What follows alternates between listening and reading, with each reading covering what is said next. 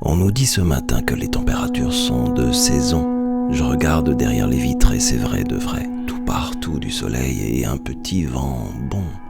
Mais dans le vent voyage cette chose inquiétante et microscopique qui ressemble à une petite planète en plasticine, imaginaire, rigolote et colorée, mais qui en fait ne fait rire personne. Parce que Covid a vidé les cours de récré. J'ai demandé à Pascal ce qu'on fait avec une école vide.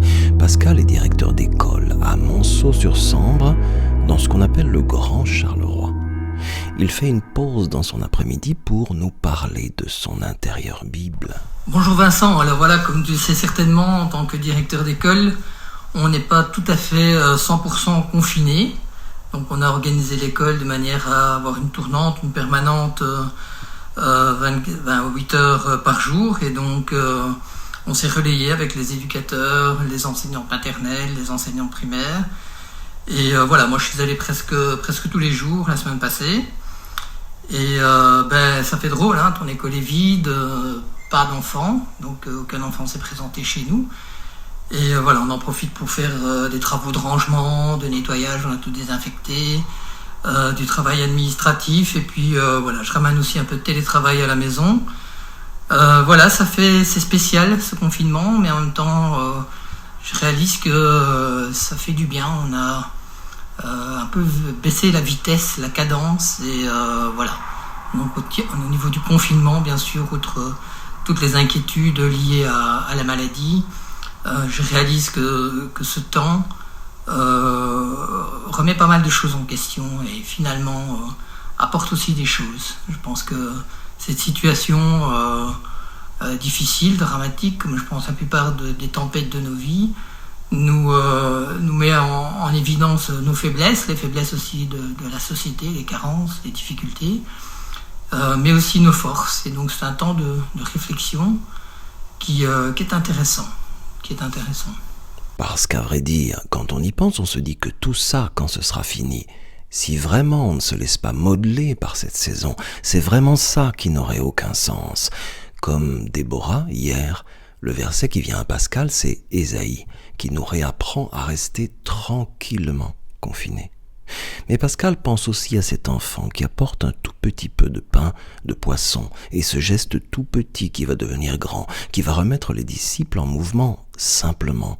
Eux comme ils sont, nous comme nous sommes, confiants. Et aujourd'hui, 24 mars, on a quoi dans les mains, justement ? Dans cette période de confinement, on va chercher avec le peu qu'on a, peut-être on a l'impression d'avoir rien, comment se mettre en mouvement pour aller vers l'autre, vers ceux qui sont les plus fragilisés, les plus touchés, les plus atteints par cette pandémie. Et voilà, parfois c'est pas grand-chose, c'est téléphoner à son ami, son voisin, sa famille, ses parents, voir si tout va bien, accompagner peut-être si quelqu'un est malade, de nos nouvelles, de nos prières. Mais voilà, chercher par ces quelques faibles moyens comment on peut venir au secours de ceux qui en ont besoin. Voilà notre défi, je pense, pendant cette période de confinement et encore après. Ce grand soleil cache bien la tempête, celle qui rampe dans les coulisses de nos doutes et qui chahute nos certitudes en les tourmentant de son grand vent. Oui, tout ça, oui, mais il y a cette promesse, cette chose dite.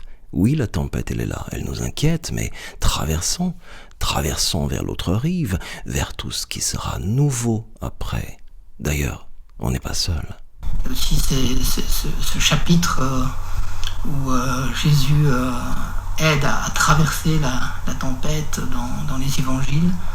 Et voilà, on est en pleine tempête et voilà, peut-être dans cette tempête, on doit être peut-être encore plus à l'écoute, peut-être de la parole de Dieu pour arriver à être ses citoyens et être une force pour nous-mêmes, mais aussi une force pour les gens qui sont autour de nous. Vous voyez, n'allez pas croire que les enseignants ne font plus rien juste parce que la cour est vide.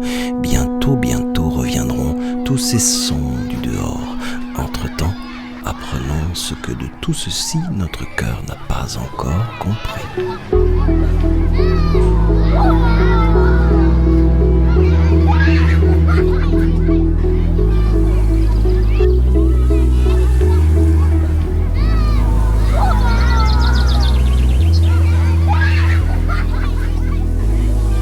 Attention, la Bible peut faire gravement du bien à la santé.